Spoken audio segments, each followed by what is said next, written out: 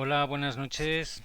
Em, Vamos a hacer hoy un directo no muy largo, rapidito. Más que nada porque quería responder a algunas preguntas que habéis hecho sobre los distintos vídeos que he presentado. Vamos a empezar por orden de cronología. Si recordáis, el primero que se hizo fue el del 11M. Hay varias preguntas, pero quizás hay una que es que hay muchas, entonces hay que seleccionar porque si no nos tiramos otra hora y tampoco es plan. Hay una pregunta que me ha llamado la atención porque alguien, un nombre raro de correo, que tampoco voy a averiguar ahora, dice: ¿qué relación hay entre el 11S y el 11M? Pues relación, en principio no hay ninguna. Eh, el 11S va a tener un programa, ya lo anticipo, el 11 de septiembre de este año. Habrá un streaming también para hablar de él, de las distintas investigaciones que ha habido alrededor de ese incidente terrorista. Pero realmente con el 11M tiene bastante poco que ver. Solamente, bueno, hay algunas cosas que sí tienen en común y es la chapuza inmunda que hicieron los gobiernos de los distintos estados, ¿no? A la hora de la investigación. Pero salvo eso, la relación no existe. En el 11S los terroristas se van a inmolar en los aviones, excepto el de Pensilvania, que bueno, ya veremos que fue derribado. Pero los otros tres Boeing que se estrellaron, dos contra las torres y uno contra el Pentágono, si es que fue un Boeing y no fue un misil, que eso también habría que verlo.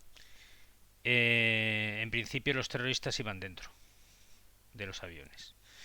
En el caso del 11M, los terroristas ponen las mochilas y se van. Entonces, relación, pues hay poca o ninguna, salvo la investigación que se hizo de ambos. Pero eso lo veremos también en su momento cuando veamos el 11S. Otra pregunta que habéis hecho. Dice: dijiste que Fernando se tomaba un producto para mantener relaciones con Germana de Foix. ¿Qué producto era? Bueno, el producto era la cantárida. Bueno, o la cantaridina. La cantaridina es... Bueno, vamos por partes. La cantárida es una especie de escarabajo, ¿vale?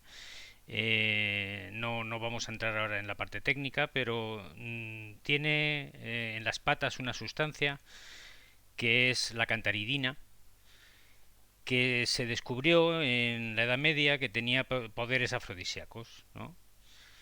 El problema que tiene la cantaridina es que en dosis altas es mortal.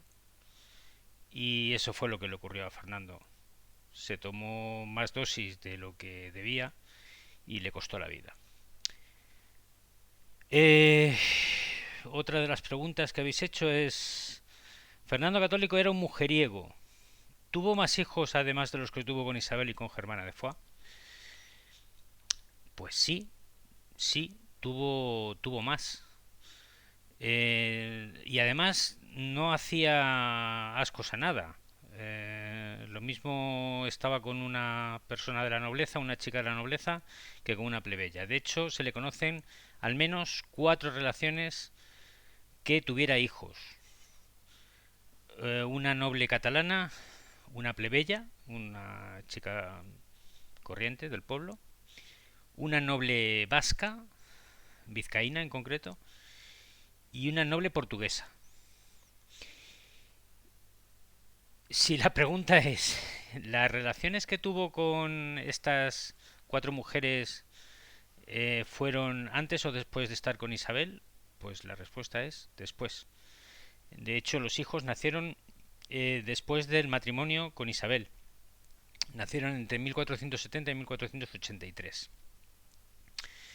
Por lo tanto, pues tenía fama, Isabel lo sabía, y ahora quizás encontraréis la explicación de por qué se firman las capitulaciones y por qué fue tan estricta Isabel con con los contratos nupciales, ¿no? Y ahí enlazo con la siguiente pregunta que habéis hecho, que dice: los acuerdos matrimoniales donde se fijan los poderes que tiene cada uno, ¿dónde se firmaron y cuándo? ¿Son las capitulaciones de Santa Fe? No, son las capitulaciones de Cervera.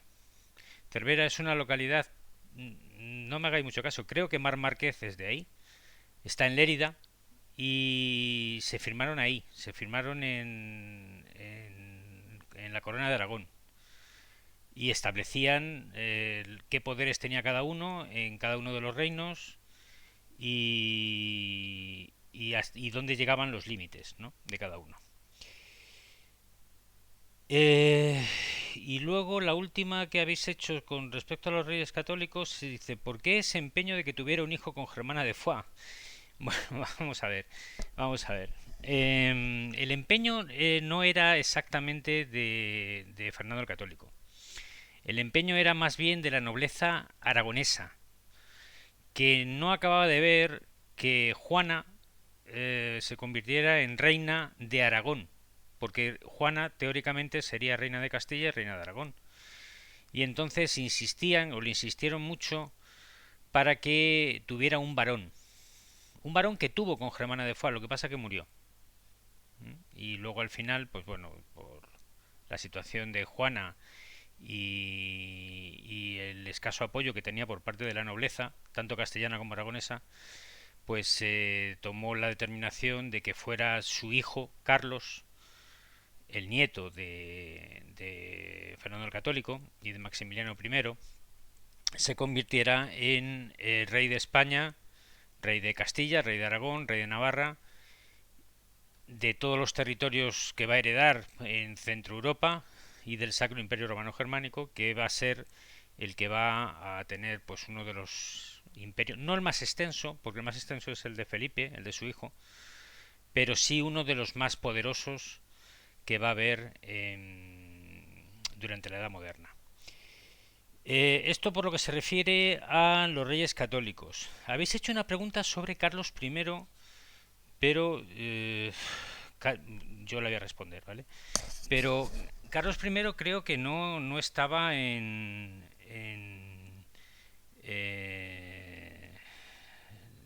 el programa que hemos visto. Hemos visto los Reyes Católicos, hemos hablado un poquito de Carlos I, pero realmente no se profundizó en nada. Y la pregunta viene a colación de la vida de Carlos I, sobre qué es eso de un soldado rey, ¿no? Que supongo que lo habréis leído en algún sitio. Vamos a ver. Carlos I hereda los dos imperios, ¿no? La monarquía hispánica, que se compone de los reinos que hemos dicho, más lo que se va descubriendo en América. Y por otro lado, hereda lo de Maximiliano I y María Teresa de Borgoña, que es pues Centro Europa y el Sacro Imperio Romano Germánico. La formación que tuvo Carlos I fue una formación de soldado. O sea, él se situaba al frente de los ejércitos, él estuvo en distintas campañas, no vamos a entrar ahora en las campañas, y por eso se le conoce con el sobrenombre de soldado rey, porque fue rey, pero también supo ser soldado, ¿no? Que esto no en todos los casos se daba, ¿eh? Si nos vamos al siglo siguiente, con Felipe III, Felipe IV y Carlos II, en fin, eso de soldado rey se olvida. Se olvida soldado y se olvida rey, porque realmente como echaban mano de los válidos, pues no eran ni una cosa ni otra. Pero en el caso de Carlos I, sí, en el caso de Carlos I sí que por formación que recibió instrucción militar, y por forma de ser, porque yo creo que también aquí interviene mucho no solamente la formación que se ha recibido, sino el carácter que tiene, se puede considerar como uno de los reyes ejemplo de la edad moderna. Carlos I va a reinar en España desde que muere Fernando el Católico. Va a tener que hacer frente a la rebelión de las comunidades y de las germanías, precisamente porque Carlos I, esto lo sabe también poca gente, pero Carlos I no se cría en España realmente, se cría con Maximiliano I. Hablaba difícilmente castellano cuando se tiene que hacer cargo de la corona española, porque pasaba muy poco tiempo en España, pasaba como un mes más o menos en verano y a veces ni siquiera, y estaba con su madre. El castellano que tenía era muy pobre, él hablaba alemán. Pero a raíz de las comunidades y de las germanías y de las protestas, porque no sabía apenas castellano y tenía que reinar en un país donde se hablaba castellano, él tomó cartas en el asunto, aprendió castellano y se convirtió en un gran rey, la verdad. Un gran rey dentro de lo que son las monarquías modernas. Eh, otra cuestión. Ah, sobre Carlos II, sí. Sobre Carlos II. Dice, enumeras una serie de enfermedades. Parece que el rey, una redacción un poco así, parece que el rey estaba enfermo. ¿Solo tenía estas? Bueno, vamos a ver, yo hice una relación de enfermedades de Carlos II, por supuesto no dije todas. Lo más importante que intenté transmitir no era que fuera un rey enfermo, que lo era, es que la consanguinidad, el hecho de casarse familiares entre sí, repetir esas bodas, esas nupcias, esas relaciones personales, hacía que la sangre acabara siendo muy impura en el sentido de que no se renovaba, que las taras, una vez que se mezclaba la sangre con sangre similar, lo que hacía era incrementar el número de taras. Y al final Carlos II recogió pues un abanico de taras y solamente dije algunas, ¿vale? Solamente dije algunas. Podría haber dicho más, por ejemplo, tenía hipospadia. Esta enfermedad, por ejemplo, yo la explico también en el reinado de Isabel II, en el siglo XIX, con el marido, Francisco de Asís, doña Francisquita, que se le llamaba, también la tenía. La hipospadia es una enfermedad en el que el conducto seminal no desemboca donde desemboca habitualmente. Puede ser en el tronco del pene, en el escroto, en fin, es una malformación. Hoy se corrige con cirugía, pero en aquella época no se corregía. En aquella época pues hacía que muchas veces no se pudiera tener familia, no pudieran ser padres, no pudiera ser padre. En el caso de él, además de esta malformación, tenía infertilidad. Vimos la causa de qué, los síndromes que había, el cromosoma X frágil, en fin, tenía un conjunto de enfermedades derivadas todas de esa eh, no limpieza de sangre por casarse muchas veces entre familia, que al final llevaba a situaciones pues como la de Carlos II. Y de Carlos II tampoco conté mucho, ¿no? En clase cuento algunas cosas más, ¿no? Sobre anécdotas que están recogidas, por cierto, en un libro que es muy bueno, se titula Carlos II, pero bueno, no voy a hacer ahora publi de ningún libro. Si estáis interesados, buscad título Carlos II y os aparecerá. Es muy bueno, es muy bueno. Además que cuenta anecdotario, ¿no? No cuenta lo que es el reinado en sí solo, sino que os cuenta anécdotas de él.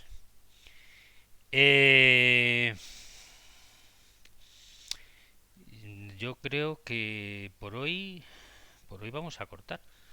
Yo creo que esto tenía quizás otra por aquí. Sí, sí, tenía la última. Tengo una de, de Luis I y de su esposa. Vamos a ver. Os habéis quedado con la copla de que se quitaba la ropa y que se ponía a limpiar cristales, ¿no? Vamos a ver. Eh, la mujer de Luis I, recapitulo un poco, es el hijo de Felipe V, es el que hereda la corona, hereda, es transmitida la corona cuando Felipe V abdica en 1724. La mujer de Luis I era francesa y siempre estuvo o tuvo un comportamiento irregular, vamos a poner, ¿vale? Exactamente tenía un mal, una tara que afectaba al comportamiento, ¿vale? Se llama trastorno límite de comportamiento, ¿no? Creo que es. ¿Qué le ocurre? Pues que reacciona de forma eh, poco académica o cortés ante situaciones que se entiende que uno tiene que sacar la educación, ¿vale? Yo conté alguna anécdota, no me metí mucho porque tampoco creo que sea un tema para contar, ¿no? Y para ampliar. Pero os podéis imaginar sobre lo que conté, pues que eruptaba, ventoseaba, se quitaba la ropa, enseñaba sus partes íntimas de forma provocadora, se quitaba la ropa y le veía cristales, correcto, y tenía un comportamiento extravagante, por decirlo así, extravagante. Muchas veces mm, preguntáis o os llama la atención este tipo de comportamientos, pero os puedo asegurar que en la historia, y lo vamos a ver cuando sigamos viendo más personajes, más reyes, más esposas, más maridos, que los comportamientos son muy peculiares muchas veces, muchas veces. En el caso de esta mujer, a este trastorno se le sumaba un problema alimenticio, la bulimia. Vamos, que lo tenía todo, que lo tenía todo. Pero es que Felipe V, su suegro, no iba descaminado tampoco.